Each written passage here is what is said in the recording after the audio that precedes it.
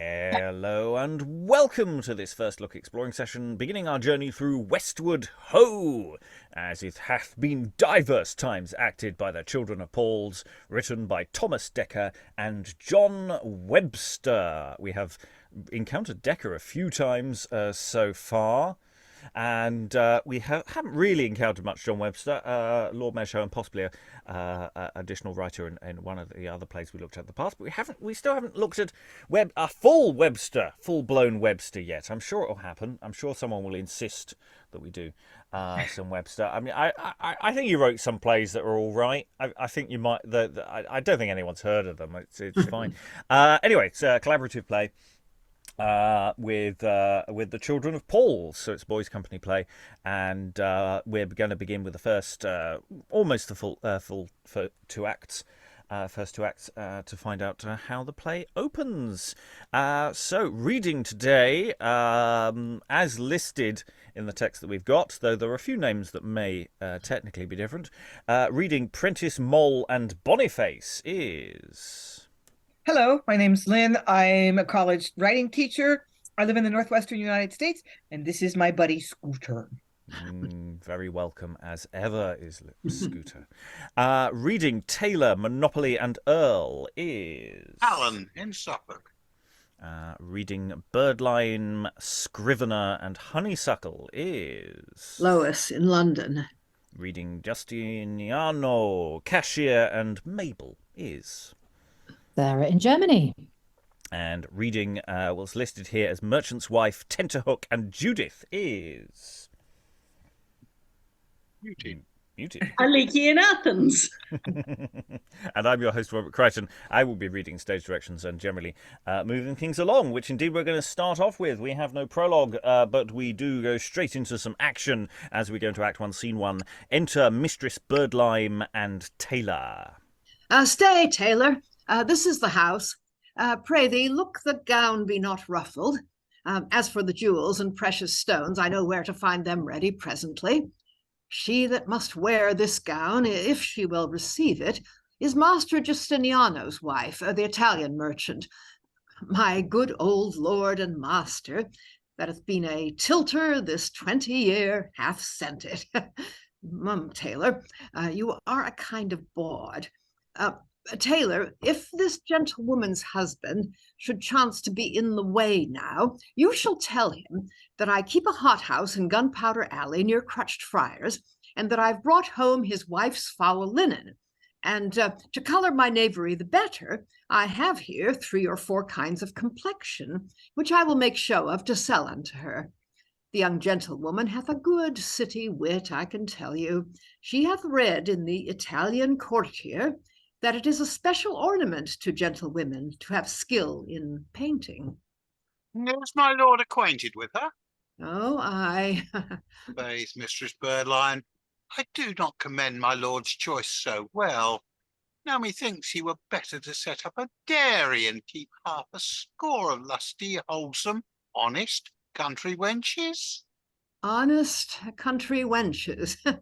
In what 100 shall a man find 2 of that simple virtue? Nor to love some lady. There were equality and coherence. Taylor, you talk like an ass. I tell thee, there is equality enough between a lady and a city dame, if their hair be but of a colour. Name you any one thing that your citizen's wife comes short of to your lady. They have as pure linen, as choice painting, love green geese in spring, mallard and teal in the fall, and woodcock in winter. Your citizen's wife learns nothing but fopperies of your lady, but your lady, or justice of peace, madam, carries high wit from the city, namely, to receive all and pay all, to awe their husbands, to check their husbands, to control their husbands. Nay, they have the trick on't to be sick for a new gown, or a carcanet, or a diamond, or so. And I wis this is better wit than to learn how to wear a Scotch farthingale. Nay, more... Oh, Enter Prentice. Here comes one of the servants. You remember, Taylor, that I am deaf. Observe that. Aye, thou art in the like of that like one of our young gulls that would not understand any wrong is done him, because he dares not answer it. By your leave, bachelor, is the gentlewoman your mistress stirring? Yes, she is moving. What says he? She's up. Where's the gentleman, your master, pray you? Where many women desire to have their husbands. Abroad. I am very thick of hearing. Why, abroad. You smell of the bawd. I pray you tell her, here's an old gentlewoman would speak with her. So, Exit Prentice. What? Will you be deaf to the gentlewoman when she comes too? Oh, no, she's acquainted well enough with my knavery. And enter the merchant's wife. She comes. How do you, sweet lady? Lady. By God's me, I hope to call you lady ere you die. What, mistress, do you sleep well o' nights? Sleep I as quietly as a client having great business with lawyers. I am come to you about the old suit.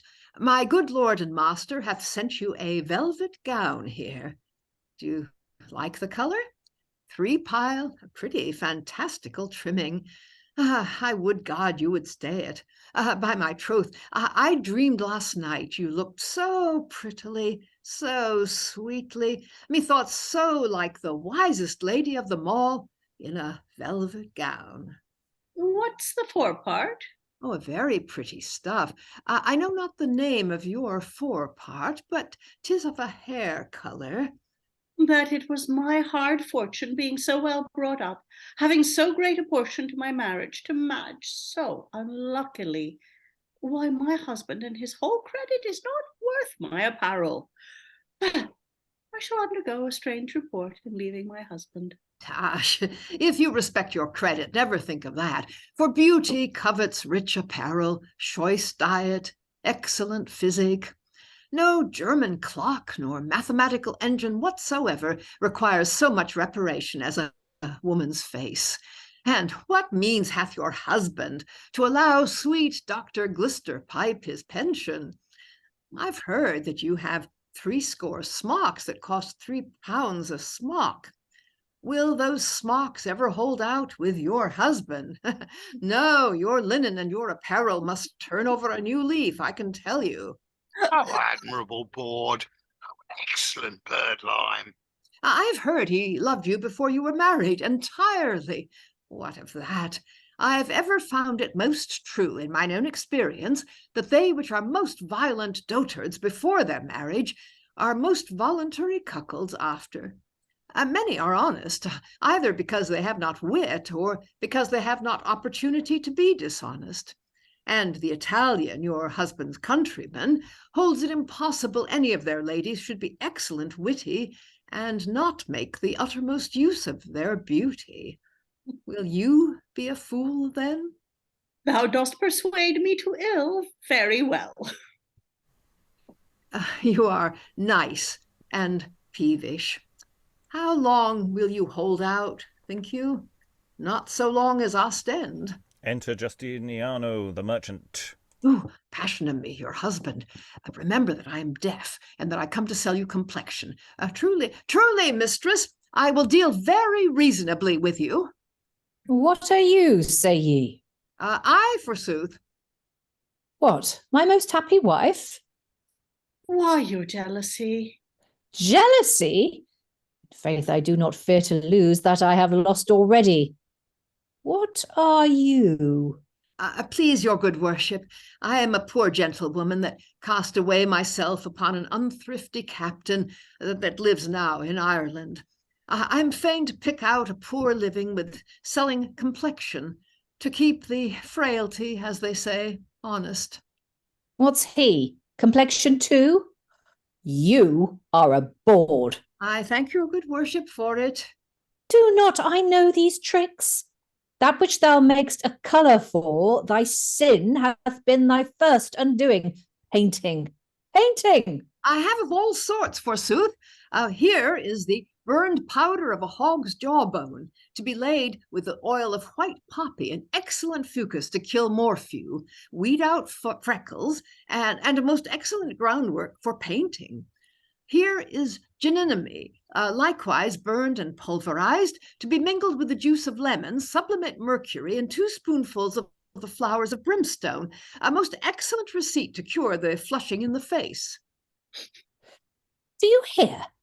If you have any business to dispatch with that deaf goodness there, pray you take leave. Opportunity, that which most of you long for, though you never be with child. Opportunity. I'll find some idle business in the meantime. I will in truth. You shall not need fear me, or you may speak French. Most of your kinds can understand French. God be with you. But being certain thou art false, sleep, my brain. Your doubt was only that which fed my pain. Exit Justiniano. You see what a hell I live in. I am resolved to leave him. Oh, the most fortunate gentlewoman that will be so wise and so provident. The caroche shall come. At what hour? Just when women and vintners are conjuring at midnight. Oh, the entertainment my lord will make you. Sweet wines, lusty diet, perfumed linen, soft beds.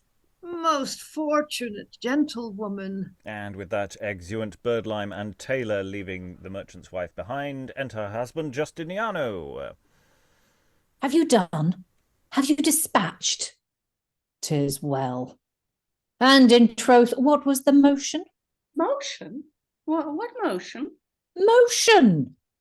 Why, like the motion in law that stays for a day of hearing, yours for a night of hearing. Come, let's not have April in your eyes, I pray you. It shows a wanton month follows your weeping. Love a woman for her tears. Let a man love oysters for their water. For women, though they should weep liquor enough to serve a dyer or a brewer, yet they may be as stale as wenches that travel every second tide between Gravesend and Billingsgate. This madness shows very well. Why, look you, I am wondrous merry. Discern by my face that I am a cuckold? I have known many, suspected for men of this misfortune, when they have walked through the streets, wear their hats or their eyebrows like politic penthouses, which commonly make the shop of a mercer or a linen draper as dark as a room in Bedlam.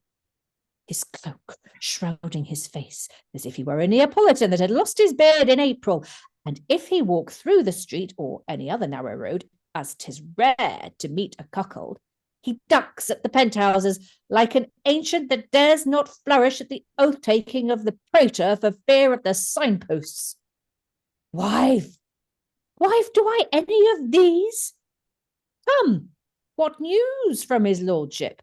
Has not his lordship's virtue once gone against the hair and coveted corners? Sir, by my soul, I will be plain with you.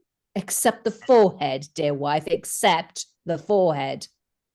The gentleman you spake of hath often solicited my love, and hath received from me most chaste denials. Oh, aye, provoking resistance. 'Tis as if you come to buy wares in the city, bid money for it, your mercer or goldsmith says, truly, I cannot take it. Lets his customer pass his stall next, nay, perhaps 2 or 3. But if he find he is not prone to return of himself, he calls him back, and takes his money.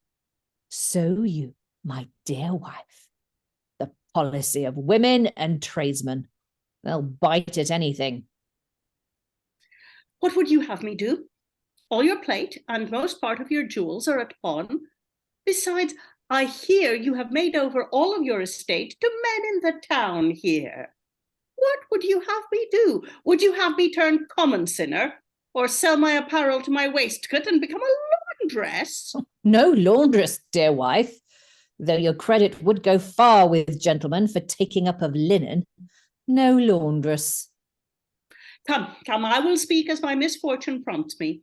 Jealousy hath undone many a citizen. It hath undone you and me. You married me from the service of an honourable lady, and you knew what matches I might have had. What would you have me to do? Would I had never seen your eyes? Your eyes. Very good, very good. Your prodigality, your dicing, your riding abroad, your consorting yourself with noblemen. You're building a summer house. Hath undone us, hath undone us. What would you have me do? Anything. I have sold my house and the wares in it. I am going for Stode next tide. What will you do now, wife? Have you indeed? Aye, by this light, all's one. I have done as some citizens at 30 and most heirs at 23, made all away. Why do you not ask me now what you shall do? I have no counsel in your voyage, neither shall you have any in mine. To his lordship, will you not, wife? Even whither my misfortune leads me. Go. No longer will I make my care thy prison. Oh, my fate! Well, sir, you shall answer for this sin which you force me to. Fare you well.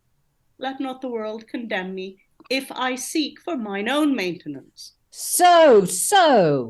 Do not send me any letters. Do not seek any reconcilement. By this light, I'll receive none. You will send me my apparel. So, if not, choose. I hope we shall ne'er meet more. Exit merchant's wife. So. Farewell the acquaintance of all the mad devils that haunt jealousy. Why should a man be such an ass to play the antic for his wife's appetite? Imagine that I, or any other great man, have on a velvet nightcap, and put case that this nightcap be too little for my ears or forehead. Can any man tell me where my nightcap rings me, except I be such an ass as to proclaim it? Well, I do play the fool with my misfortune very handsomely. I am glad that I am certain of my wife's dishonesty, for a secret strumpet is like mines prepared to ruin goodly buildings. Farewell, my care. I have told my wife I am going for Stode. That's not my course, for I resolve to take some shape upon me and to live disguised here in the city. They say for one cuckold to know that his friend is in the like headache and to give him counsel is as if there were two partners, the one to be arrested, the other to bail him. My estate is made over to my friends that do verily believe I mean to leave England. Have amongst you city dames, you that are indeed the fittest and most proper persons for a comedy, nor let the world lay any imputation upon my disguise, for court, city, and country are merely as masks one to the other, envied of some, laughed at of others, and so to my comical business. Exit Justiniano. There's nothing like a character saying, I'm going to go off and do some comedy now, to make you wonder how funny that business will be. It's like whenever you see a comedy advertised in the in the newspaper or something saying, and hilarious things occur, and you think, no, they probably aren't hilarious, are they? But we shall see. It's a very chunky opening, isn't it? Wow. I mean, it's really compacting a lot of stuff. I mean, not a huge amount of plot. I mean, we've got sort of two little units of action there. We've got Birdline acting as Panda, as it were, for trying to get the merchant's wife, whose name is probably Moll. There's a reason why we're not calling her Moll for the moment, for reasons that will become clear in a moment. But Justiniano is quite a jealous chap as well, and so it's giving the wife all the reason to go off and do other things, not least money wise, as well as just being incredibly annoying, as he seems to have led her to believe that they're broke, and that he's now going to leave and go to Stode because. So there's a lot coming here, and I say just a lot of words as well. I mean, it's dense stuff. Thoughts from the room? Who wants to wade in on this one? Lynn, I think. I have more of a question. So the wife says that all their property is mortgaged, or he's in debt up to his ears. he doesn't deny that. I don't know whether to believe they're actually on the verge of bankruptcy, or he, for some really unhealthy reason, has led her to believe that they're in financial distress. What are the clues? What am I missing? What's going on? Well, in his aside, and broadly speaking, we trust asides as truth. Not always, but usually he does seem to make it suggest that actually he's just been siphoning everything away and putting it over. I mean, it could be both, of course. He could have put all his goods and property as of that survive over to his friends, but I don't think it makes absolutely clear how successful or unsuccessful he currently is. So there is a bit of ambiguity there. He's not completely broke. He's got something to hand over to somebody else, but how much that actually is, I don't really know. Other thoughts, questions, issues, what we're taking in? Sarah? I found the timeline interesting because it starts with this setup of this, this board who is going to try and get this woman to sleep with her client, with her guy who she's got lined up for this woman.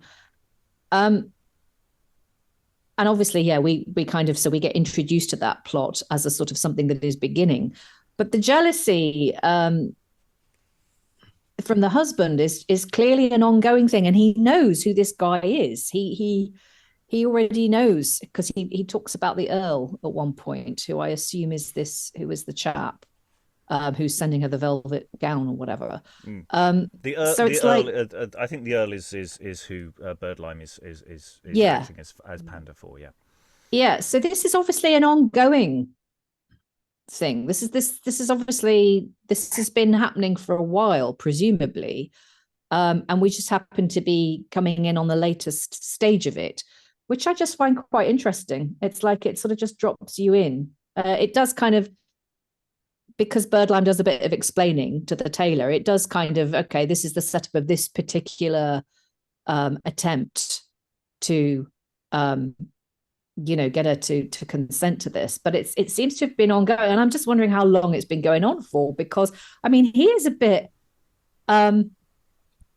I when I was reading him, I couldn't really get a handle on him to begin with, because it's like I think he's in a real frenzy, isn't he, about this? He's almost like being driven to the point of madness by this jealousy, and like it looks like it's not true, because she's like, if we take her word for it that what she's saying is true, she hasn't done this. But like, if it's been going on for some time, then maybe, I don't know, maybe he's been getting deeper and deeper into this fever of jealousy, and we've hit the beginning of the play at the height of it almost. But we've hit crisis point. Yes, and I love right the way in the first scene. Yeah, right at the first scene. I suppose, if we just spent a scene or two setting it up, I mean, in a sense, it's, we're getting straight on with it. Is structurally nice. And I like the way she turns out, you did know the kind of match I could have made as well. I chose you. I'm starting to regret this now. How far are you going to push me? Because, I have got other offers. And, I mean, this is what's really, I mean, in a sense, there's a reason for him to feel jealous. That doesn't mean he should be acting like a jerk, but there is an impulse behind what he's going on there, because presumably Birdlime is persistent. Anyway, Lynn, then Lois. There's something so dysfunctional about this that Justiniano accuses her of having lovers, or making him a cuckold, and she says, okay, I'm going to tell you the truth. Yes, this man has been soliciting me, but I have said no, and he and I know she's telling the truth in that moment, And he says, "Oh, you're just telling him no to sort of tease him, to whet his appetite." Like he really is giving her no way out. And she's like, "What do you want me to say? What do you want me to say?" There's she really is painted into a corner. She could say, "No, there's nothing going on," and he could accuse her of lying.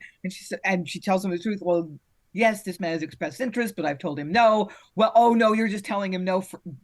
You're like a merchant who says, 'I don't need your business, but you'll do business later.'" Like, what? He really gives her no opportunity to defend herself. It's so unhealthy. Yes, and I don't think there's anything in this play that's going to involve healthy relationships, but that may just be projection. Lois, then Aliki, then Sarah. Yeah, I think it's a marvelous opening scene, actually. I mean, it's got so much stuff started. And it's clear that even when, Mistress Justiniano tells Birdlime that she's planning to leave her husband, but she doesn't tell her that she's willing to give in to the Lord. In fact, she says, "Thou dost persuade me to ill very well." But then when Birdlime says, "You're being nice and peevish," which must mean that she takes that as yet again no. And but she does also compare her to the Siege of Ostend, which is always being talked about in drama of this period. I mean, it was a very long siege, and this you won't hold out as long as Ostend, she says. But there's something really odd that Justiniano's wife says. I mean, "You married me from the service of an honorable lady, and you knew what matches I might have had. What would you have me to do? I would I had never seen your eyes." Your eyes. I mean, is there something about him, that she just sort of succumbed because he was so gorgeous or something?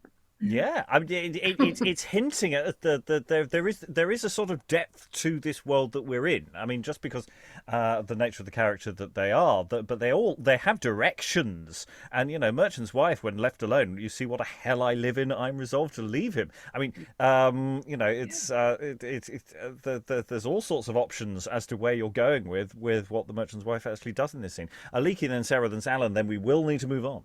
Yeah, I was completely torn about her. On the one hand, I really liked the feistiness of her self-defense, and I too took the "your eyes" as he has the most beautiful eyes. And she could have married somebody who would have not lost all of his money at the least. Or perhaps wouldn't have not thrown jealous scenes. And I did wonder how many versions of this discussion they've had. How many times he's told her, "You're cheating on me," and how many times she said, "I could have married somebody so much better," Sarah. Yeah, well, just picking up on what Lois and Aliki have both said, the thing that occurred to me when she has that speech about, when she says, "I could have married, I had plenty of offers. I could have done so much better." The thing that has struck me about that is that, well, then, okay, well, then, so why did she marry him? And it just struck me that, well, presumably for love. It's like if she had all these better matches in terms of, material wealth or status or whatever, and she married this kind of fairly lowly merchant, it must have been because she loved him, because she chose him. And if that's the case, and certainly, what Lois was pointing out about the "your eyes" comment, that would feed into that narrative. And if that's the case, then that's actually, this play has kind of started, it's like we're coming in at the end of a tragedy. If you've got a woman here who is married for love and thought she made a happy match, and finds herself now in this position where her husband has effectively just kind of abandoned her, sold all the property and is about to disappear, so she thinks. That's kind of that's like we're coming in at the end of a tragedy where this poor woman has just been left, and that the authors are going to make a comedy out of that. So it's really intriguing. Alan. Yeah, a couple of thoughts. One, Lois referred to the word where she's described as being nice. I think there's the change in meaning of that term over time, because I think in the context it means precise rather than what we would now be using the word for. The other one that struck me is, given that Justiniano has an Italian name and is described as being the Italian merchant, I wonder whether we're back in the Europhobia realm again, which is not uncommon with plays of this period. Yeah, well, possibly. I mean, I think it's a bit. Absolutely, it could be that Justiniano is supposed to have this foreign, fiery temperament, and that's sort of feeding in. But I think in the defence of the play, there's enough depth to these characters for that, I think, not to be necessarily too broad an accusation. But it could be there. It could be the initial thought. And certainly we'll see whether the play delves into that anymore. Lois.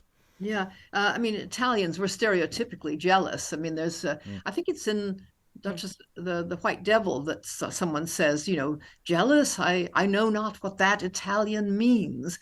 And I think in the Tis Pity She's a Whore, when somebody starts foaming at the mouth, someone says, now you begin to turn Italian. So, but I think the scene, I mean, we just found out that he's been lying to her about something. He may be lying about other things too, even his jealousy, possibly. I mean, the whole thing, it seems to me, leaves it.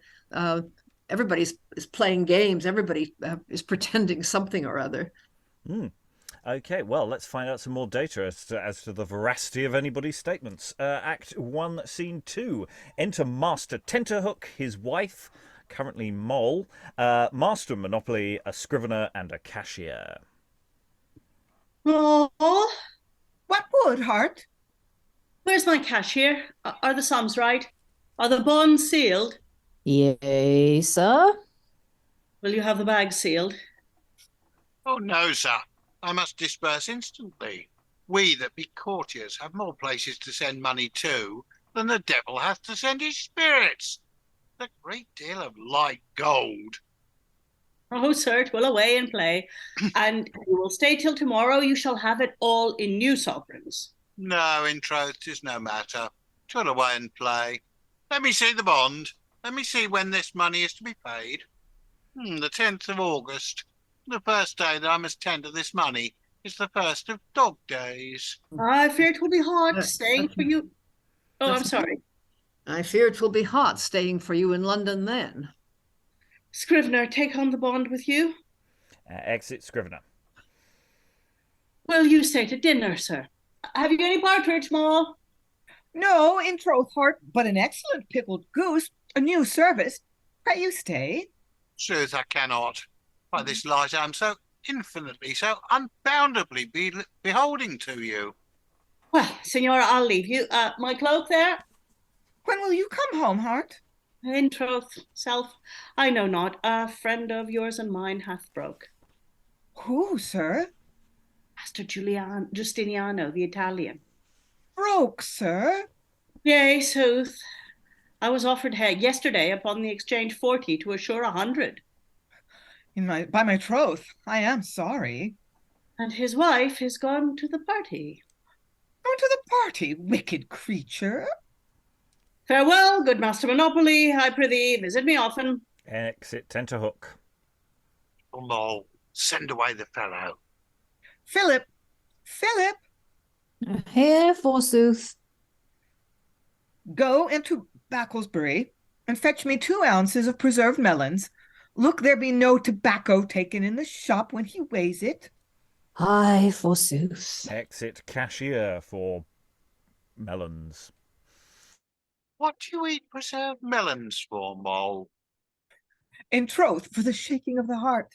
I have here sometimes such a shaking, and downward such a kind of earthquake, as it were. Do you hear? Let your man carry home my money to the ordinary and lay it in my chamber, but let him not tell my host that it is money. I owe him but £40, and the rogue is hasty.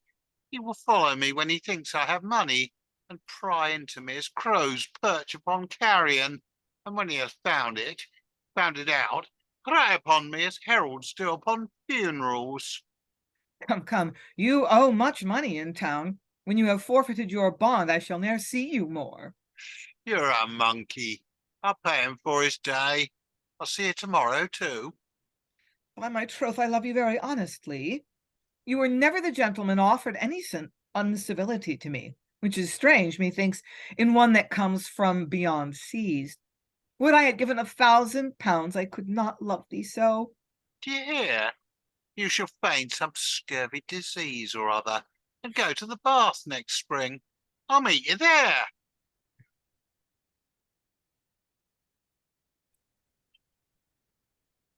And enter Mistress Honeysuckle and Mistress Wafer. By your leave, sweet Mistress Tenterhook. How dost, partner? Oh, gentlewoman, I stayed for a most happy wind, and now the breath from your sweet, sweet lips should set me going. Good Mistress Honeysuckle, good Mistress Wafer, good Mistress Tenterhook, I will pray for you that neither rivalship in loves, pureness of painting, or riding out of town, nor acquainting each other with it, be a cause your sweet beauties do fall out, and rail one upon another. Rail, sir? We do not use to rail. Why, mistress, railing is your mother tongue, as well as lying. But do you think we can fall out? In troth, beauties, as one spake seriously, that there was no inheritance in the amity of princes, so I think I of women.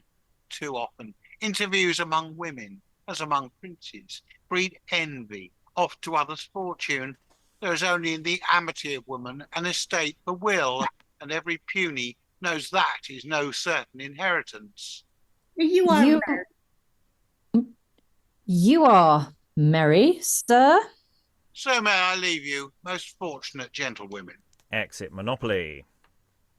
Love shoots here. Tenterhook, what gentleman is that gone out? Is he a man? Oh, God, and an excellent trumpeter. He came lately from the university and loves city dames only for their victuals. He hath an excellent trick to keep lobsters and crabs sweet in summer, and calls it a device to prolong the days of shellfish, for which I do suspect he hath been clerk to some nobleman's kitchen. I have heard he never loves any wench till she be as stale as Frenchmen eat their wildfowl. I shall anger her. How now? How stale, good Mistress Nimblewit? Why, as stale as a country hostess, an exchange sempter, or a court laundress. He's your cousin. How your tongue runs. Talk and make a noise, no matter to what purpose. I have learned that with going to Puritan lectures. I was yesterday at a banquet. Will you discharge my ruff some wafers? And how doth thy husband? Wafer? Faith, very well. He is just like a torch-bearer to maskers. He wears good clothes and is ranked in good company, but he doth nothing. Thou art fain to take all and pay all. The more happy she. I would I could make such an ass of my husband, too. I hear say he breeds thy child in his teeth every year. In faith, he doth. By my troth, 'tis pity but the fool should have the other two pains incident to the head. What are they? Why, the headache and the hornache. I heard say that he would have had thee nurse thy child thyself, too. That he would, truly. Why, there's the policy of husbands to keep their wives in. I do assure you, if a woman of any markable face in the world give her child suck, look how many wrinkles be in the nipple of her breast. So many will be in her forehead. By that time, 12-month. But, sirrah, we are come to acquaint thee with an excellent secret. We too learn to write. To write. Yes, believe it, and we have the finest schoolmaster, a kind of precisian, yet an honest knave too. By my troth, if thou beest a good wench, let him teach thee. Thou mayst send him of any errand, and trust him with any secret. Nay, to see how demurely he will bear himself before our husbands, and how jocund when their backs are turned. For God's love, let me see him. Tomorrow we'll send him to thee. Till then, sweet tenterhook, we leave thee, wishing thou mayst have the fortune to change thy name often. Oh, change my name? Aye, for thieves and widows love to shift many names, and make sweet use of it too. You are a wag indeed. Good wafer, remember my schoolmaster. Farewell, good honeysuckle. Farewell, tenterhook. And they exit. Now, there's a complicated little scene. Lots of incident, but it's quite difficult to pass how much of that is active plot. There's definitely stuff brewing, but I'm not quite sure how to pull it all together yet. I also suspect the playwrights don't quite know how they're going to pull it all together yet. But that may, again, just me be projecting. But we're definitely getting characters again. We're getting interesting questions about class are bubbling up in my head now as well, and about the nature of the gossip that is being written by these characters as they're talking together. Thoughts in the room on this one? I say I found it a very intriguing scene, but I don't quite know where it's taking us yet. I don't think that necessarily matters yet, but we shall see. Lois. Well, I mean, for one thing, you can certainly see why Justiniana was jealous, because it appears that every city wife spends her time talking with other city wives about how awful their husband is and how they want to cuckold him, or at least it would be a good thing to do sometime. Also, I love that bit at the end where we're learning to write. It's kind of like there was a time when women learning to drive would have had something of the same feel to it, I think. Yes, and that even that statement is leading us to this other thing about their fine schoolmaster as well, as to who's teaching them. As to that seems to be sending us in down different paths as well, and also the way that they're talking about, oh, my husband wanted me to breastfeed, and it's like that is some idea to keep us trapped in our houses, and it's fascinating the way that's flowing. Aliki. That fascinated me too, and the indication of class there as well, because presumably their mothers would have breastfed, or their grandmothers. It's only relatively prosperous women who can afford to hire somebody else to give suck to their children. I also absolutely loved the little bit about, oh, well, he's selling fish, a fish preserving device. And the way she quotes the marketing language of the time and makes fun of it. We've been making fun of people selling clever new devices for a very long time. Yes, what do you eat preserved melons for? Is so far my favourite line. I'm sure there'll be more. Other thoughts or questions about the scene so far? Sarah. I can't now find the line, but there was a line in that scene that made me think, oh, is Moll having an affair with Monopoly? Yeah. Because they're just, I can't find it now, but there was like someone did a bit of gave her a bit of a dig about it. And so I just wonder, like, if these city wives, like, most of them, their husbands are jealous without reason, but actually in that case, maybe she is actually having an affair with him. We haven't met her husband yet, have we? So we don't know if he's jealous or not. At the beginning, yeah. Oh no, yeah, no, that of course. Yeah, he's just literally was left the room. That was him at the beginning. Okay, so this is quite interesting, because he seemed to be blithely, like, kind of completely unjealous, and sort of oh yeah, here we go. No, that's not it. Yeah, but he does say the individual line. Yeah, no, but Tenterhook does say that his wife. Tenterhook says that Justiniano's wife has gone to the party, and there's no kind of inference there that, oh yeah, like you have, kind of like thing. It's like I think he might be the one husband who's actually fond of his wife, and she might actually be the one who's cheating. Well, Maybe. yeah. I suspect there's quite a lot of cheating with the people in this scene. There's also an interesting question about who's actually related to who as well, and that may just be a muddle in the script as well. So this is why I'm sort of saying I'm not quite sure the playwrights know where they're going yet. That's something for later on. Lynn, then Lois, and Leaky. Then we will move on. There's definitely something going on between Moll and Monopoly, because she says something about, something will happen and then you won't come to see me anymore. I don't know whether that relationship has become fully sexual, but there's obviously emotional infidelity going on, if you want to call it that. But she's smart enough to put a good face on. She calls her husband Hart, and it's like, oh, I'm so sorry, your friend is in trouble, and oh, I want to, it's like we have this pickled goose. Let's have this person over for dinner. It's like, oh, your cloak, when are you coming home?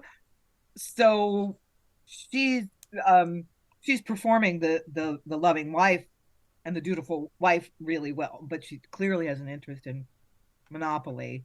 The one sort of historical detail I wanted to mention for viewers at home is that reading and writing were taught as separate skills in this period. So the women may already be literate in the sense that they can read, but now they were learning to write, which makes them kind of more powerful. Gives them a skill, enables them to communicate with their lovers without a messenger or without confiding in anybody. It's just like, you just give somebody a letter, they don't know what's in it. You don't have to have somebody write for you or convey your messages by word of mouth. So yeah, writing kind of puts them in a more of a power position.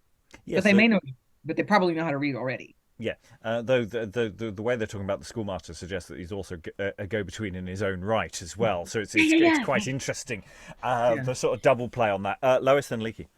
Yeah, well, the relationship, I think, with Monopoly and Moll Tenterhook is, I think this may be the first time we've come across it, but it's very, very standard in city comedies. I mean, the citizens' wives have a fair amount of money and they have access to it. And then people like Monopoly are sort of hangers-on at court, or they're called courtiers. They don't have enough money and they're usually getting it by sponging off the wives and, flattering them. And they have a sort of relationship, but it's not necessarily sexual. And usually the women are kind of emotionally dependent on them. I mean, this seems like exactly that. Mm. Yeah, especially again, there might be a question of actually how interconnected these various peoples are in other ways too. Aliki. No, I think Lynn and Lois have covered what I was going to say between them. Cool. Okay, let's dive into Act 2 then, and see where that takes us. More characters going forward. Yes, Act 2, Scene 1. Enter Boniface, an apprentice, brushing his master's cloak and cap, singing. No indication of lyrics. Enter Master Honeysuckle in his nightcap, trussing himself. Boniface, make an end of my cloak and cap. I have dispatched them, sir. Both of them lie flat at your mercy. Fore God, methinks my joints are nimbler every morning since I came over than they were before. In France, when I rose, I was so stiff and so stark, I would have sworn my legs had been wooden pegs. A constable new chosen kept not such a peripatetical gait. But now I am as limber as an ancient that hath flourished in the rain, and as active as a Norfolk tumbler. You may see what a change of pasture is able to do. It makes fat calves in Romney Marsh and lean knaves in London. Therefore, Boniface, keep your ground. God's my pity, my forehead is more crumples than the back part of a councillor's gown when another rides upon his neck at the bar. Boniface, take my helmet. Give your mistress my nightcap. Are my antlers swollen so big that my biggin pinches my brows? So request her to make my headpiece a little wider. How much wider, sir? I can allow her almost an inch. Go tell her so, very near an inch. If she be a right citizen's wife, now her husband has given her an inch, she'll take an ell, or a yard at least. Exit Boniface. Enter Signor Justiniano, the merchant, disguised. Have we forgotten this is also a disguising play? Disguised like a writing mechanical pedant. Master Parenthesis. Salve, salve, Domine. Salve tu quoque, jubiote, salvere plurimum. No more plurimums if you love me. Latin whole meats are now minced and served in for English gallimaufries. Let us therefore cut out our uplandish neat's tongues and talk like regenerate Britons. Your worship is welcome to England. I poured out orisons for your arrival. Thanks, good Master Parenthesis. And quelle nouvelle? What news flutters abroad? Do jackdaws dung atop of Paul's steeple still? The more is the pity if any doors do come into the temple, as I fear they do. They say Charing Cross has fallen down since I went to Rochelle. But that's no such wonder. 'Twas old and stood awry, as most part of the world can tell. And though it lack under-propping, yet, like great fellows at a wrestling, when their heels are once flying up, no man can save 'em. Down they fall, and there let them lie, though they were bigger than the guard. Charing Cross was old, and old things must shrink, as well as new northern cloth. Your worship is in the right way, verily. They must so. A better number of better things between Westminster Bridge and Temple Bar, both of a worshipful and honourable erection, are fallen to decay and have suffered putrefaction since Charing fell, that were not of half so standing as the poor wry-necked monument. Who's within there? One of you call up your mistress. Tell her here's her writing schoolmaster. I had not thought, Master Parenthesis, you had been such an early stirrer. Sir, your vulgar and fourpenny penmen, that, like your London sempsters, keep open shop and sell learning by retail, they keep their beds and lie at their pleasure. But we, that edify in private and traffic by wholesale, must be up with the lark, because, like country attorneys, we are to shuttle up many matters in a forenoon. Certes, Master Honeysuckle, I would sing Latus Deo, so I may but please all those that come under my fingers, for it is my duty and function, perdie, to be fervent in my vocation. Your hand. I'm glad our city has so good, so necessary, and so laborious a member in it. We lack painful and expert penmen among us. Master Parenthesis, you teach many of our merchants, sir, do you not? Both wives, maids, and daughters, and I thank God for the very worst of them lie by very good men's sides. I pick out a poor living amongst them, and I am thankful for it. Trust me, I am not sorry. How long have you exercised this quality? Come Michaeltide next, this 13 year. And how does my wife profit under you, sir? Hope you to do any good upon her? Master Honeysuckle, I am in great hope she shall fructify. I will do my best. For my part, I can do no more than another man can. Oh, pray, sir, ply her, for she is capable of anything. So far as my poor talent can stretch, it shall not be hidden from her. Does she hold her pen well yet? She leans somewhat too hard upon her pen yet, sir. But practice and animadversion will break her from that. Oh, then she grubs her pen. It's but my pains to mend the neb again. And whereabouts is she now, Master Parenthesis? She was talking of you this morning, and commending you in her bed, and told me she was past her letters. Truly, sir, she took her letters very suddenly, and is now in her minims. I would she were in her crotchets too, Master Parenthesis. I must talk merrily, sir. Sir, so long as your mirth be void of all scurrility, it's not unfitting for your calling. I trust ere few days be at an end to have her fall to her joining, for she has her letters ad unguem, her A, her great B, and her great C, very right D and E, delicate, her double F of a good strength, but that it straddles a little too wide at the G. Very cunning.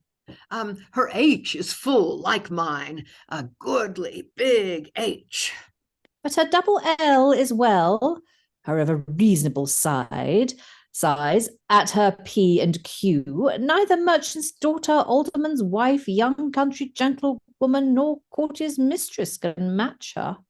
Oh, and how her U? You, sir. She fetches up you best of all.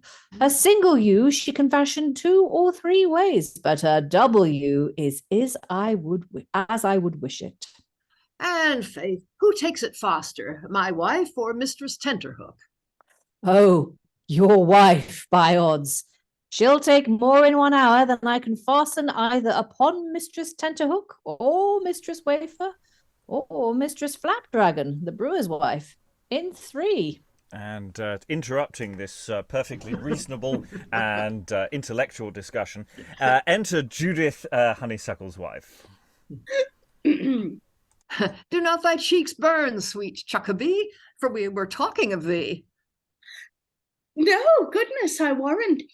You have few citizens speak well of their wives behind their backs, but to their faces they'll cog worse and be more suppliant than clients that sue in forma paper. How does my master? Troth, I am very truant. Have you your ruler about you, master? For look you, I go clean awry. A small fault. Most of my scholars do so. Look you, sir, do not you think your wife will mend? Mark her dashes and her strokes and her breakings and her bendings. She knows what I've promised her if she do mend. Nay, by my fay, Jude, this is well, if you would not fly out thus, but keep your line. I shall in time, when my hand is in. Have you a new pen for me, master? For by my truly, my old one is stark naught, and will cast no ink. Whither are you going, lamb? Oh, to the custom house, to the change, to my warehouse, and to divers places. Good coal, tarry not past 11, for you turn my stomach then from my dinner. I will make more haste home than a stipendiary Switzer does after he's paid. Very well, Master Parenthesis. I am so troubled with the room, too. Mouse, what's good for it? How often have I told you you must get a patch? I must hence. Exit Honeysuckle. I think when all's done, I must follow his counsel and take a patch. I'd have had one long ere for this, but for this figuring my face, yet I'd noted that a mastic patch upon some women's temples hath been the very room of beauty. Is he departed? Is old Nestor marched into Troy? Yes, you mad Greek, the gentleman's gone. Why then, clap up copybooks, down with pens, hang up inkhorns, and now, my sweet honeysuckle, see what golden-winged bee from Hybla flies humming crura thymoplana, which he will empty in the hive of your bosom. From whom? At the skirt of that sheet in blackwork is wrought his name. Break not up the wildfowl till anon, and then feed upon him in private. There's other irons in the fire, more sacks are coming to the mill. Oh, you sweet temptations of the sons of Adam, I commend you, extol you, magnify you. Were I a poet, by Hippocrene I swear, which was a certain well where all the muses watered, and by Parnassus ink I swear, I would rhyme you to death with praises, but that you can be content to lie with old men all night for their money, and walk to your gardens with young men in the daytime for your pleasure. You delicate damnations, you do but as I would do. Were I the properest, sweetest, plumpest, cherry-cheeked, coral-lipped woman in a kingdom, I would not dance after one man's pipe. And why? Especially after an old man's. And why, pray? Especially after an old citizen's. Still, and why? Marry, because the suburbs and those without the bars have more privilege than they within the freedom. What need one woman dote upon one man, or one man be mad like Orlando for one woman? Troth, 'tis true, considering how much flesh is in every shambles. Why should I long to eat of baker's bread only, when there's so much sifting and bolting and grinding in every corner of the city? Men and women are born and come running into the world faster than coaches do into Cheapside upon Simon and Jude's day, and are eaten up by death faster than mutton and porridge in a term time. Who would pin their hearts to any sleeve? This world is like a mint. We are no sooner cast into the fire, taken out again, hammered, stamped, and made current, but presently we are changed. The new money, like a new drab, is catched at by Dutch, Spanish, Welsh, French, Scotch, and English. But the old cracked King Harry groats are shovelled up till, bruising and battering, clipping and melting, they smoke for it. The world's an arrant naughty pack, I see, and is a very scurvy world. Scurvy? Worse than the conscience of a broom man that carries out new wear and brings home old shoes. A naughty pack, why, there's no minute, no thought of time passes, but some villainy or other is brewing. Why, even now, at holding up of this finger and before the turning down of this, some are murdering, some lying with their maids, some picking of pockets, some cutting purses, some cheating, some weighing out bribes. In this city, some wives are cuckolding some husbands. In yonder village, some farmers are now grinding the jawbones of the poor. Therefore, sweet scholar, sugared mistress, honeysuckle, take summer before you, and lay hold of it. Why, even now must you and I hatch an egg of iniquity. Troth, master, I think thou wilt prove a very knave. It's the fault of many that fight under this band. I shall love a Puritan's face the worse while I live for that copy of thy countenance. We are all weathercocks, and must follow the wind of the present from the bias. Changeable, then. I will so.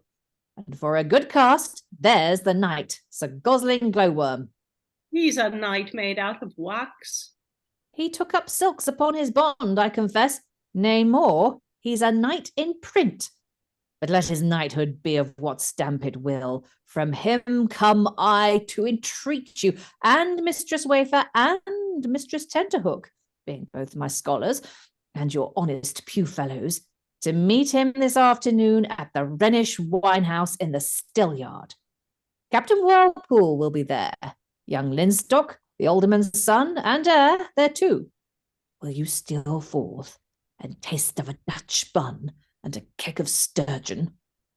What excuse shall I coin now? Few excuses? You must to the pawn to buy lawn, to St. Martin's for lace, to the garden, to the glass house, to your gossips, to the poulterers, else take out an old ruff and go to your semesters. Excuses? Why, they are more ripe than medlars at Christmas. I'll come. The hour? 2. The way through Paul's. Every wench take a pillar, there clap on your masks. Your men will be behind you, and before your prayers be half done, be before you and man you out at several doors. You'll be there? If I breathe. Exit Judith. Farewell. So, now must I go to set other wenches the self-same copy. A rare schoolmaster for all kinds of hands-eye. Oh, what strange curses are poured down with one blessing. Do all tread on the heel? Have all the art to hoodwink wise men thus? And like those builders of Babel's tower to speak unknown tongues of all, saved by their husbands, understood? Well, if as ivy about the elm does twine, all wives love clipping, there's no fault in mine. But if the world lay speechless, even the dead would rise, and thus cry out from yawning graves, women make men, or fools, or beasts, or slaves. Exit Justiniano. Okay, this scene is doing an awful lot of stuff, and it seems that Justiniano has had this disguise for a while. Because he's not like he's just nipped out and this, because the time scheme of this seems a bit weird. So it seems he's been doing this for a while. And yeah, as an excuse to have a very, very lengthy series of double entendres, of which I think we all enjoyed enormously. In fact, there were quite a few double entendres that weren't double entendres. In fact, they probably weren't anything at all, but we thought they felt like double entendres, so we found them funny. It really is quite a very enjoyable series of sex jokes, and yeah, perfect for young boys to play. So but it's really interesting because you go through the whole thing and it feels like Justiniano has been having an affair with Judith the whole time, but it doesn't seem by the end of the scene that actually that's what's going on, because that would send the play in a very different direction. I mean, I don't know that they're not, but because who knows, but it doesn't seem actually that's where we end up at the end, though I'm sure Judith possibly would not say no. But yeah, it's interesting stuff. Beyond the innuendos, thoughts in the room? I'm sure we could all sit here and list our favourite innuendos. But there were quite a few good gags in there, and they were very enjoyable. Thoughts, questions, issues? There are little flanging things around the edges of this where I feel we might need to just slightly tidy up a few bits because they don't necessarily quite make sense. I mean, probably the audience won't notice before they leave and go home, but and on the drive home they'll be going, "Hang on," but yeah, that's fine. Lois.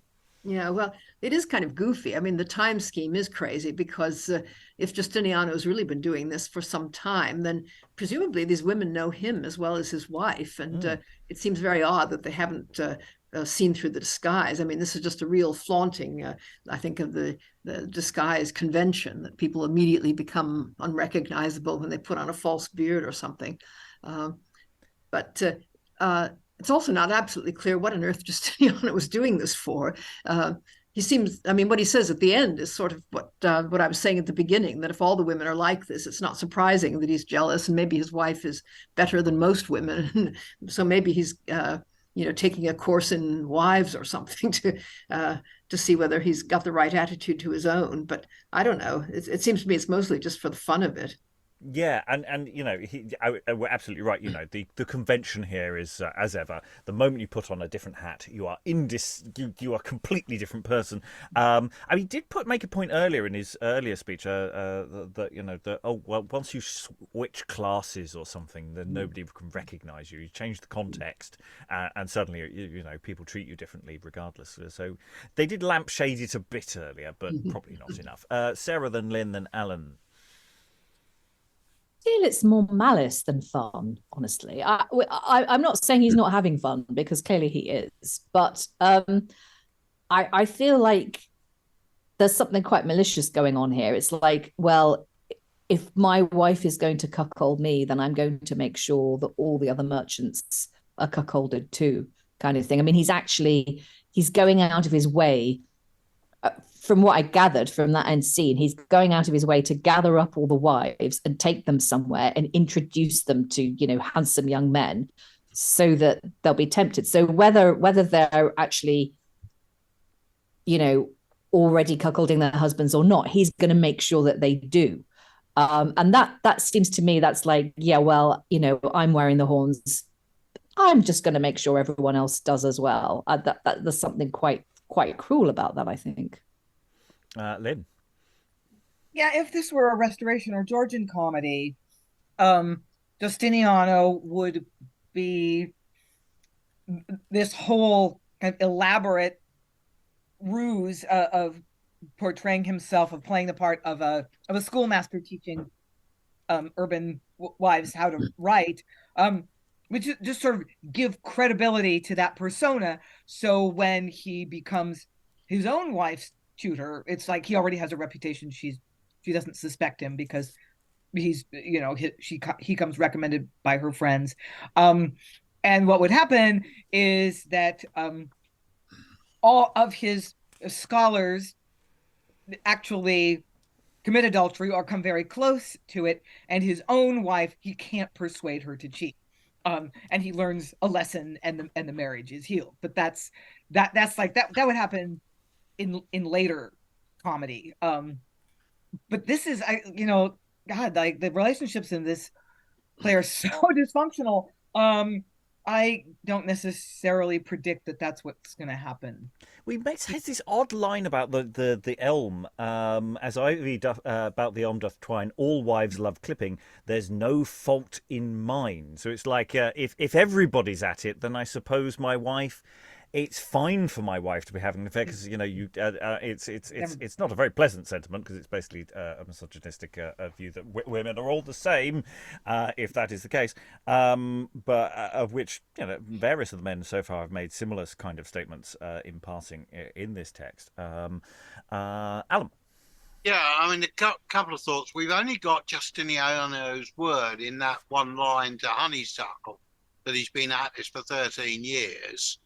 And yes, that was clearly honestly, a lie, yes. I would not buy used olive oil from that merchant anyway. The other one is it's another one where there's been a linguistic migration because the final line that we had, women make men or fools or beasts or slaves, in modern usage that would be either fools or beasts or slaves to make it more readable for a modern audience, I think. And of course, we have this lengthy little topical sort of thing referring to Charing Cross is fallen down, fallen down. It's a really interesting little sequence, but it's and this is actually one of the questions that we'll be gearing up to, which is what do we trim out of this? This is a very dense text, and it is a slightly too long text. Not excessively too long. But there is a question of where and it's not like there's a plot line you would cut out entirely. What we're looking for is the salami editing method, as saying, each of these speeches are all just a bit too much. And partly they're just too much because they're just very dense. I mean, both playwrights are really layering this stuff on thick. Some of it's a question of stuff that an audience would not get because they're not going to get the context. But to say also just we do need to look at what we would trim for time and what we would trim for flow, as well as maybe asking that question about whether there are some minor tweaks to the plot structure and narrative stuff that would make it a bit clearer. Lois, and then we'll move on. Yeah. Oh, I think it's relatively easy to trim, in fact, because there is so much detail, and you would cut the detail that nobody would get and leave in the detail that might actually ring a bell with someone, because the various London references are quite fun if you happen to get them. I think people would quite like them, but obviously, yeah, it is very dense, and it's almost too witty a lot of the time. And there are people like, I think Honeysuckle thinks he's terribly witty and likes to keep making jokes and puns. And, some of the others do it more kind of naturally or sometimes unintentionally. But it's the writers really are packing their lines with cleverness apart from anything else. Yes. Excellent. Right. We will move on to Act 2, Scene 2. Yes, who'd believe this fourth scene we've looked at in one session? They're lengthy, chunky scenes. Act 2, Scene 2. Enter Earl, and Earl, that's all we get, and Mistress Birdlime. Her answer? Talking music. Will she come? Oh, my sides ache and my loins and my bones. I have more need of a posset of sack and lie in my bed and sweat than to talk in music. No honest woman would run hurrying up and down thus and undo herself for a man of honor without reason. I am so lame, every foot that I set to the ground went to my heart. I thought I'd been at mum chance. My bones rattled so with jaunting. Had it not been for a friend in a corner, I had kicked up my heels. Minister comfort to me. Will she come? All the castles of comfort that I can put you into is this, that the jealous Whittle, her husband, came like a mad ox bellowing while I was there. Oh, I lost my sweet breath with trotting.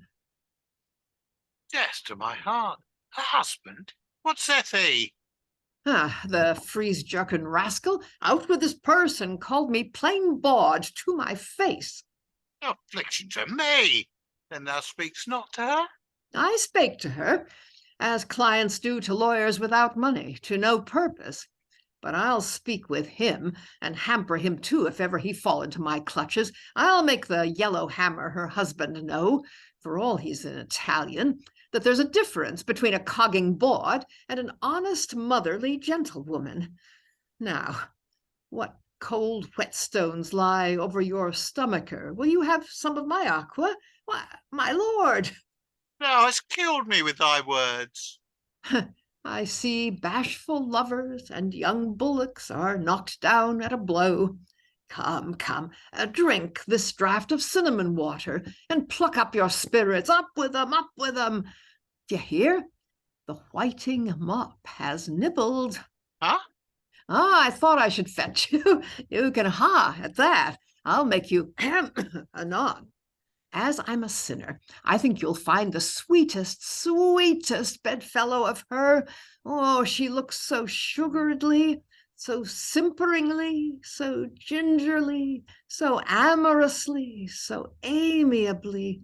Such a red lip, such a white forehead, such a black eye, such a full cheek, and such a goodly little nose. Now she's in that French gown, Scotch falls, Scotch bum, and Italian head tire you sent her, and is such an enticing she-witch, carrying the charms of your jewels about her. Did she receive them? Speak. Here's golden keys to unlock thy lips. Did she vouchsafe to take them? Did she vouchsafe to take them? There's a question. You shall find she did vouchsafe. The troth is, my lord, I got her to my house. There she put off her own clothes, my lord, and put on yours, my lord. Provided her a coach, searched the middle aisle in Paul's, and with 3 Elizabeth 12pences, pressed 3 knaves, my lord, hired 3 liveries in Long Lane to man her, for all which, so God mend me, I'm to pay this night before sunset. This shower shall fill them all, rain in their laps. Golden drops thou wilt. Alas, my lord, I do but receive it with one hand to pay it away with another. I'm but your bailey. Where is she? In the green velvet chamber. The poor sinful creature pants like a pigeon under the hands of a hawk.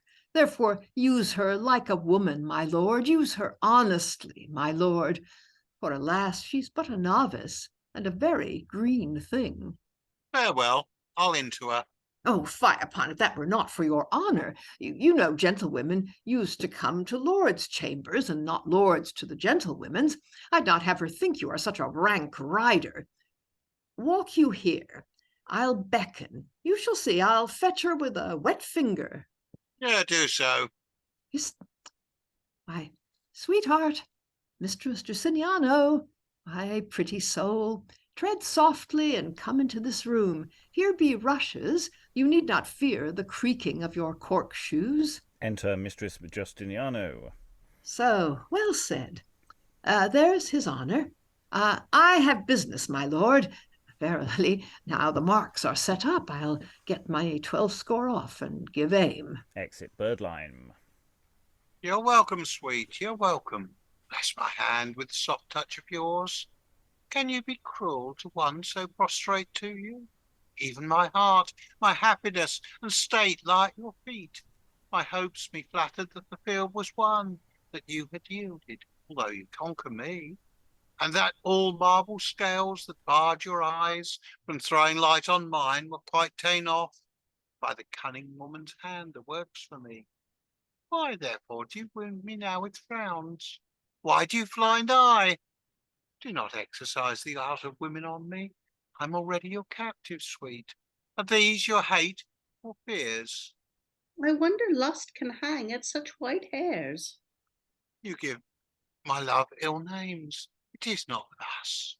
Lawless desires, well-tempered, may seem just.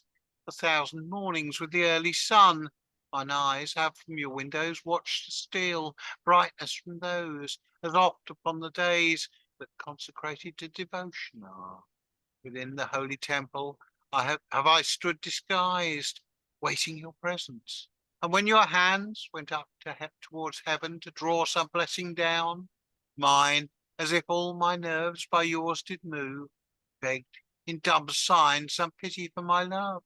And thus, being feasted only with your sight, I went more pleased than sick men with fresh health, rich men with honour, beggars do with wealth. Part now so pleased, for now you more enjoy me. Do you wish me physic to destroy me? I have already leapt beyond the bounds of modesty in piecing out my wings with borrowed feathers. But you sent a sorceress so perfect in her trade, that did so lively breathe forth your passionate accents, and could draw a lover languishing so piercingly, that her charms wrought upon me, and in pity of your sick heart, which she did counterfeit, oh, she's a subtle beldame. See, I clothed my limbs thus player-like in rich attires not fitting mine estate, and am come forth, but why I know not. Will you love me? Yes, if you can clear me of a debt that's due. But to one man, I'll pay my heart to you. Who's that? My husband. Hmm. The sum so great, I know a kingdom cannot answer it, and therefore I beseech you, good my lord, to take this gilding off, which is your own, and henceforth cease to throw out golden hooks to choke mine honour. Though my husband's poor, I'll rather beg for him than be your whore. In's beauty you plot treason if you suffer tears to do violence to so fair a cheek. That face was ne'er made to look pale with want. Dwell here, and be the sovereign of my fortunes. Thus shall you go attired. Till lust be tired, I must take leave, my lord. Stay, sweet creature, stay. My copper shall be yours, my servant yours. Myself will be your servant, and I swear by that which I hold dear in you, your beauty, and which I'll not profane, you shall live here, as free from base wrong as you are from blackness. So you will deign but to let me enjoy your sight. Answer me, will you? I will think upon it. Unless you shall perceive that all my thoughts and all my actions be to you devoted, and that I very justly earn your love, let me not taste it. I will think upon it. But when you find my merits of full weight, will you accept their worth? I'll think upon... I'd speak with the old woman. She shall come. Joys that are born unlooked for are born dumb. Exit Earl.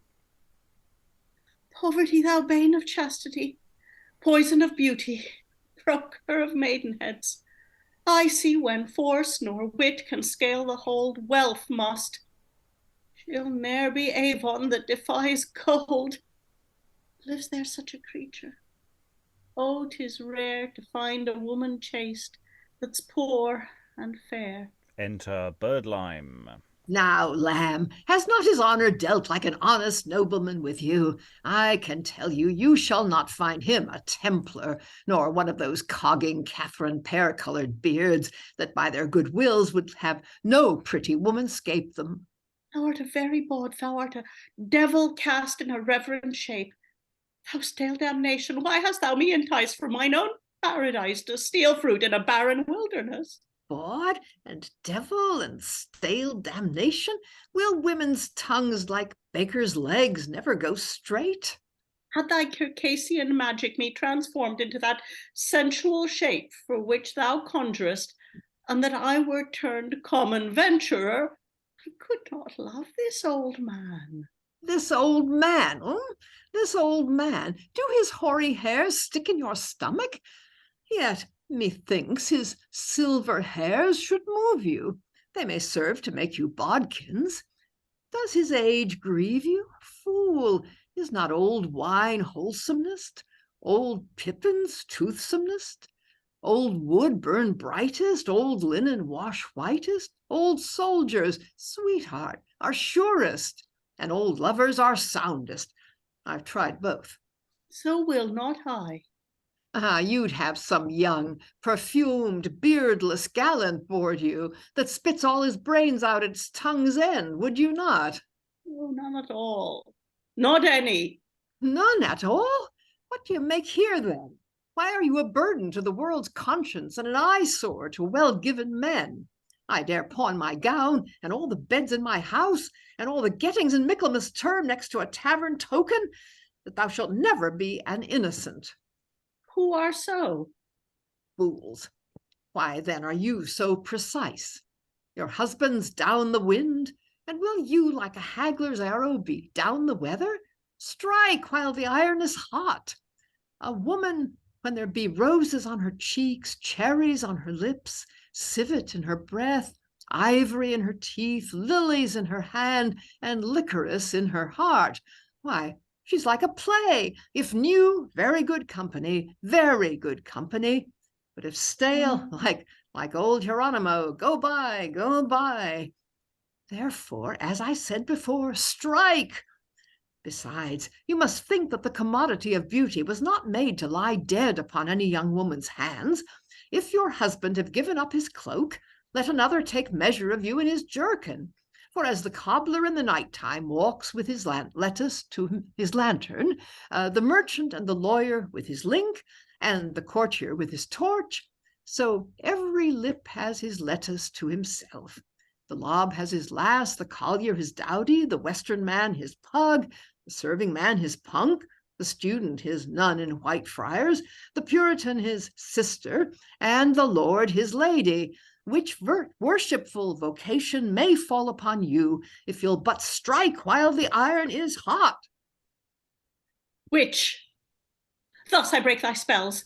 Were I kept brave on a king's cost, I am but a king's slave. Exit merchant's wife. I see that as Frenchmen love to be bold, Flemings to be drunk, Welshmen to be called Britons, and Irishmen to be costermongers, so Cockneys, especially she-Cockneys, love not aqua vitae when 'tis good for them. Enter Monopoly. Well, you're my uncle. I saw him even now going the way of all flesh, that's to say, towards the kitchen. Here's a letter to your worship from the party. What party? The tenterhook, your wanton. From her? Ah! Pray thee, stretch me no more upon your tent-hook. Pox on her. Are there no apothecaries in the town to send her physic bills to, but me? She's not troubled with the green sickness still, is she? The yellow jaundice, as the doctor tells me. Troth, she's as good a peat. She is fallen away so that she's nothing but skin and bone. For the turtle so mourns for you. In black? In black. You shall find both black and blue if you look under her eyes. Well, sing over her ditty when I'm in tune. Nay, but will you send her a box of Mithridatum and dragon water? I mean, some restorative words. Good Master Monopoly, you know how welcome you are to the city. And will you, Master Monopoly, keep out of the city? I know you cannot. Would you saw how the poor gentlewoman lies. Why, how lies she? Troth, as the way lies over Gad's Hill, very dangerous. You would pity a woman's case if you saw her. Write to her some treatise of pacification. I'll write to her tomorrow. Tomorrow? She'll not sleep then, but tumble. And if she might have it tonight, it would better please her. Perhaps I'll do it tonight. Farewell. If you do it tonight, it would better please her than tomorrow. God, so dost hear? I'm to sup this night at the Lion in Shoreditch with certain gallants. Canst thou not draw forth some delicate face that I have not seen, and bring it thither? Wilt thou? All the painters in London shall not fit for colour as I can. But we shall have some swaggering. All as civil by this light as lawyers. But I tell you, she's not so common as lawyers that I mean to betray to your table.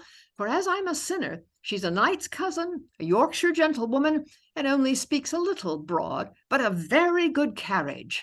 Nay, that's no matter. We can speak as broad as she, but we'll bring her. You shall call her cousin, d'ye see? 2 men shall wait upon her, and I'll come in by chance. But shall not the party be there? Which party? The writer of that simple hand. Not for as many angels as there be letters in a paper. Speak not to me of her, nor our meeting, if you love me. Will come. Mum, I'll come. Farewell. Good, Master Monopoly. I hope to see you one day a man of great credit.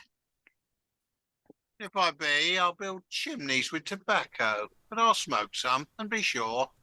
Birdlime, I'll stick wool upon thy back. Thanks, sir, I know you will, for all the kindred of monopolies are held to be great fleecers. And they exit end scenes, or scenes, because it's sort of a series of units of action in that one chunky scene. We've got the Earl liaising with Birdlime, bringing in the merchant's wife, who again refuses the Earl's advances and gets a bit of Birdlime's wisdom in response for that. And then Birdlime is left with Monopoly, giving us additional data there. It's how dare they say old Geronimo's stale? How dare they? It's a great play. Almost certainly referring to the Spanish tragedy. Though, of course, there is another play, Geronimo, which may or may not be associated with a boys' company. That's a few years old, so it sort of may intersect with opinions that the Spanish tragedy is possibly a little out of date by this point. Which is why Geronimo is so successful as a play, because it does spoof it incredibly effectively. Anyway, that little aside there to give everyone a moment to get their thoughts together. Thoughts on the room, Aliki? Well, it does seem as if Mrs. Justiniano is being maligned by her husband. She had worked herself up to sleep with somebody else for the money, but taking one good look at him, she's decided against it, which is rather against the tone that her 3 friends have taken. Or I don't know if they're her friends, the other 3 merchants' wives we've seen, who seem quite excited about adultery. Yes. Questions, of course, whether any of them have actually committed adultery or whether they just are quite keen on the idea. Again, there's an interesting question of how much of this invective is true and how much of this is posturing. Lynn? I still can't make out what the merchant's wife's relationship with Monopoly is, though.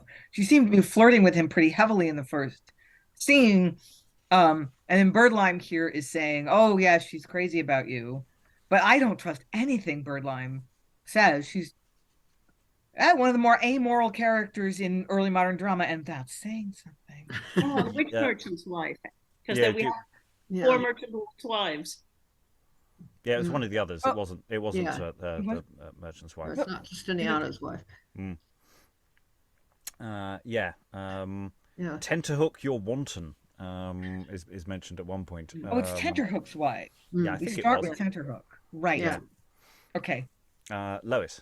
Yeah, and Tenterhook's wife appears to know how to write. So clearly what Justiniano was suggesting, that everybody was at the very early stages forming letters of the alphabet, can't be true. I mean, maybe they all know how to write anyway, and he's just pretending to teach them.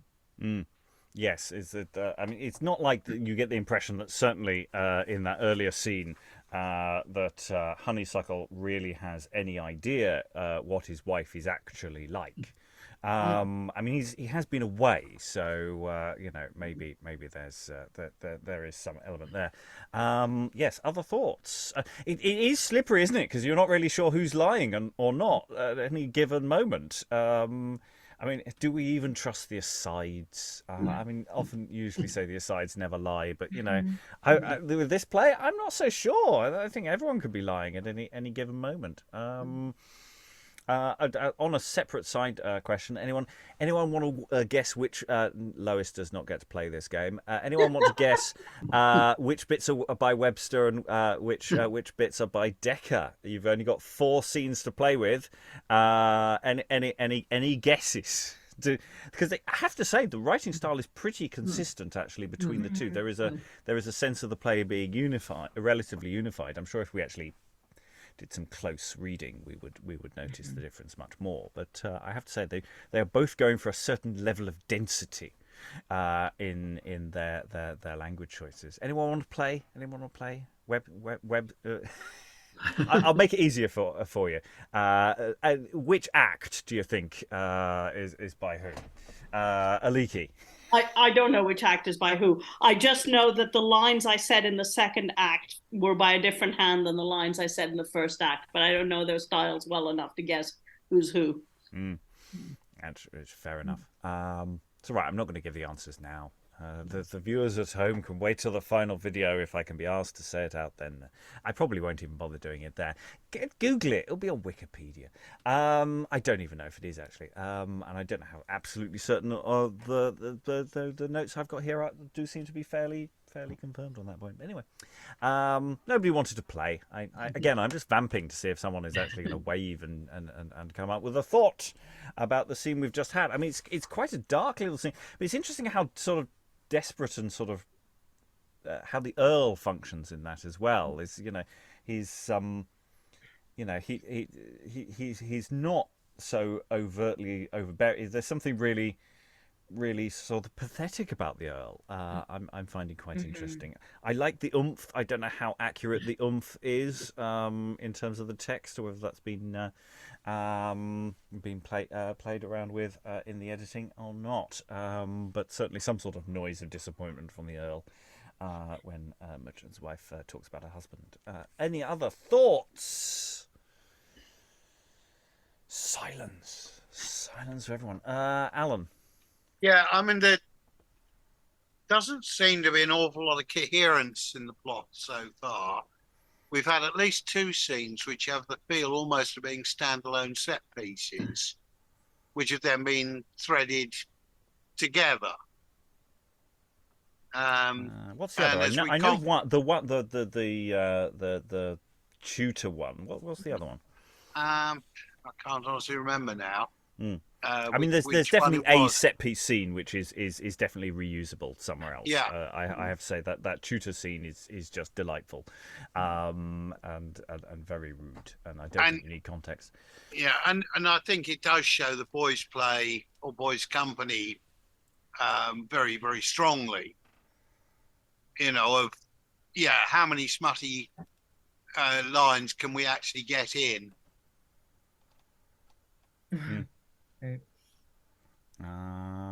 Okay. Right. Well, in that case, we'll go around for final thoughts. I think it's not so much the plot overall is actually incoherent. I think it's in the details. There are little details that don't quite fit together in the sense of what is the timescale of this story? What was set up a while ago? Did Justinio set up this fake identity sometime in the past? It feels like he's supposed to have only just disappeared and in disguise, and yet he clearly must have already been doing these things. So, and that only needs a line or a tweak or something. But it does feel like there's perhaps just in the final push to get it on stage that no one's quite gone over both sides of the script to make sure that they are wholly consistent with each other, to make sure that the material flows. But I don't think that's an insuperable problem, especially as we do need to make some trims anyway. So final thoughts from around the room. I'll go to Lois first. Thoughts about Westward Ho? Well, I find it quite an enjoyable play. At the moment, it's a bit difficult to tell one of the wives from the other. That may change later. I don't know whether it's a sort of generic young wife, old husband, city versus court kind of thing, or whether it'll develop more. But it does actually hang together pretty well. I mean, we just discovered in this last scene that Monopoly is the nephew of the old lord, for instance. And Monopoly, just the name suggests that he's not a very good courtier, or because these are courtiers trying to get hold of monopolies on various products, and nobody has a good word for them, really. I mean, the court was always trying to reform these things and never really succeeded. Also, he's obviously not very nice, in that he's fed up with this woman simply because he knows her already and wants to get another one that he doesn't know, which is suggests a fairly obvious kind of libertine. I don't know. I mean, I find Birdlime quite fun, obviously, to read. And I think on the whole, it's rather enjoyable to read, but a bit difficult just because there is such a pileup of detail and sort of witty allusions and so on that, a lot of comparisons. People are constantly comparing something to something else, often something you don't know anything about, so you can't really tell, but you suspect it's very witty if you did know. Anyway, yeah, I quite like it. Yeah, I mean, there's a lot of detail to these characters, and yet they are also still quite broadly a bit broad brushstrokes, and it is a question about where the tone of this lands as well. What this is doing in terms of how one presents that to an audience, what audience response we are to a degree interested in getting, because obviously we have high comedy, but we also have some quite dark scenes as well, often in relatively quick succession. So it's a really meaty one to get to figure out, and that's, I'd say, that you need to figure it out at this stage, which we don't necessarily need to do. Aliki, any final thoughts? Yeah, I'm finding it enjoyable too. I quite like the detail. I don't get at all of that bit about what has fallen down in London since what's his face was away. And I find myself really preoccupied by the question of Giustiniano's Italianness, because he is referred to as the Italian. He has this Italian name, but he's so London. He's so very London. And maybe that's just the Southern European in me, but that's concerning me. Not concerning me, interesting me. Alan, any final thoughts? I mean, at the moment, we're, 4 scenes in, and we still seem to be in a very extended setup. So very difficult to see where the heck it's likely to be going. So I'm really reserving judgment beyond that. Fair enough. Yes, we've got people going off to liaisons. We've got Giustiniano lingering about in the background of that. His wife is off, if not in the clutches exactly, of the Earl. Yeah, there's a lot of room for manoeuvre here. Lynn, any final thoughts? Yeah, I think that the different plot strands are probably going to end up being interwoven very cleverly. I don't really get the sense of set pieces kind of cobbled together. We just don't know what all the interconnections are yet. So I think plot-wise, it's probably going to be intricate, but cleverly and skillfully interwoven. On the other hand, as I've mentioned before on more than one occasion, this is just me, my personal taste. I find the comedy of failing domestic partnerships deeply unfunny. Yeah, I don't see what's so hilarious about failing marriages. So I am having a hard time appreciating this. I am kind of hoping now, after the scene between the Earl and the merchant's wife, that Giustiniano and his wife will be reconciled, and he'll realize that he's needlessly jealous and that she's actually a good person.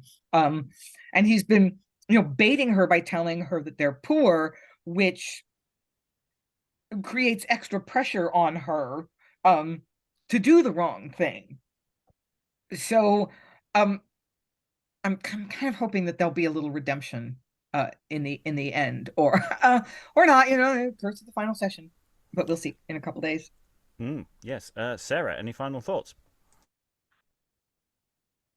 I'm just thinking about what Lynn said. I mean, are these failed marriages? I suppose they are, in that, Giustiniano is not very happy, but then I get the impression he wouldn't be happy anyway. It's like, I'm just thinking, has anyone actually had sex with anyone else outside of wedlock? I don't think they have. There's been a lot of innuendo and a lot of plotting and a lot of sort of flirting, but I don't actually know there's much going on here other than, people's foibles and just kind of boredom and weaknesses, and one very, very jealous husband who, from what we've seen, he's completely wrong in his jealousy, and he's stirring up trouble for everyone else. But I don't actually know. I mean, Tenterhook seemed. Okay. No, there's Tenterhook. Yeah, Tenterhook's having, but we don't actually know that that's been consummated. Yes. No. Again, I think it's. Yeah. I'm not entirely sure. It was interesting what you were saying earlier about cuts. I couldn't actually.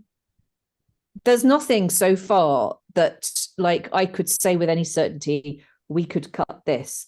I think this is going to be one of these plays where I need to get to the very end and find out what precisely is going on before I'd actually have any thoughts about cutting, because I'm not really certain that I know. Usually you can tell which way a play is going, this is going to be the moral of the story, or, X, Y, Z. And this one's quite ambiguous, and I'm quite enjoying it for that reason. I think it's funny. It's kind of, it's not banging a particularly moralistic drum. There is a lot of misogyny already, but that's not something that you would kind of shy away from in a modern production. You'd maybe, if anything, highlight it to sort of, make it kind of, obvious what's going on. But I mean, it's kind of obvious anyway. It's all there. I don't know.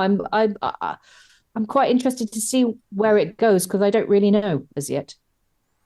Yes. Yes. I mean, certainly the world that they are living in is misogynistic, and I don't think this is one where necessarily attempting to try and modernise this is very helpful. I think a period setting, because it is full of period detail, and even if you trim some of it back, some of the more excesses. I mean, I like the idea of mentioning in passing, Charing Cross has fallen down. I wouldn't do the full riff on it, but I think it's an interesting detail to say in passing, because people will go, oh, there's a thing happened. Do I need to know about it? Not really. It's fine. But when people do those long riffs, I think it's salami cuts. It's basically there are certain bits where you just go on. It's like with Ben Jonson, where he gives you the same joke 4 times in a row, and you choose which version of the joke you like. And then you cut the others, and then you move on, and that's fine. And there's a little bit of repetition in this as well, where you get into a bit of a list or a series of examples, and it's just you pick the one you want, move on. But I think there's no right or wrong answer, and I mean there never is, but in the sense of saying, well, you've got to cut this bit or cut that bit, and I think you might decide in any individual speech, one production prefers this line as opposed to the other. There aren't overtly, obviously bad lines coming out here. It's all sort of hanging together very nicely. It's just a lot, and deciding on how long you want your production to be. I mean, you could do it completely uncut. I think that's certainly doable. I think it moves fast enough that the dialogue, that this is not as long a play as a similarly long play would be if played slowly. If this was a tragedy, you'd be sitting. I'd probably want to cut twice as much text than I would in a comedy, because it's just people, when dying, tend to the actors just keep slowing down, because you can, however hard you try and make them speed up, they just know this is my moment. Whereas with comedy, you need pace and decision about how you're going to play the laughs. Any other thoughts to throw in before I close the session? I've been round once, twice, third time around the room. Lois. I don't know if everybody knows what the word whittle means, but I mean, it means a cuckold who knows he's a cuckold and puts up with it and is even sort of happy in his own dumb way. And that does seem to be sort of what all the husbands apart from Justiniano are. I mean, I noticed that Honeysuckle had a bit where he was talking about whether his cap needed to be a bit bigger because of, I think he was talking about his horns, which seemed to be very odd. I mean, does he really think he's being cuckolded? Is he right? I mean, all the husbands, as far as I can make out, apart from Justiniano, are extremely happy with their wives, and their wives treat them very lovingly. And yet the wives are all dying to have an affair with someone, apparently. Yes, and just a note for anyone watching this at home, if when Googling anything to do with whatolds or cuckolds, be very, very careful in your search the history there, because there is definitely a substrata of material that you might not want to put on, especially a work computer. Let's put it that way. So do be a bit careful with the internet there. So let's keep everything, PG or below. So with that note of warning, all that remains is to thank all the wonderful readers for all their wonderful reading. Thank you very much, everyone, and goodbye. A worshipful and honourable erection.